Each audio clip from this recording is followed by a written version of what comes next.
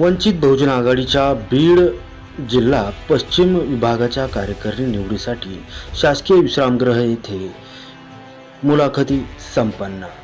वंचित बहुजन आघाडी बीड पश्चिम जिल्हा कार्यकारिणी निवडीसाठी दिनांक 15 सप्टेंबर रोजी शासकीय विश्रामगृह येथे प्राध्यापक किसन चव्हाण यांनी मुलाखती घेतल्या। जिल्हाध्यक्षपदासाठी तब्बल 28 जणांनी या मुलाखती दिल्या, तर विविध पदांकरिता 47 जणांनी मुलाखती दिल्या। लवकरच प्रकाश आंबेडकर यांना हा अहवाल पाठवून बीड जिल्हा पश्चिमची कार्यकारिणी जाहीर करण्यात येईल, असे त्यांनी यावेळी बोलताना सांगितले। यावेळी वंचित बहुजन आघाडीचे आजी माजी पदाधिकारी कार्यकर्ते मोठ्या संख्येने उपस्थित होते। या बैठकीला मार्गदर्शन करण्यासाठी उपस्थित आहेत। त्यांचाही सत्कार शहराच्या वतीने शहराध्यक्ष लखन काका आपल्या सगळ्यांच्या वतीने करतात।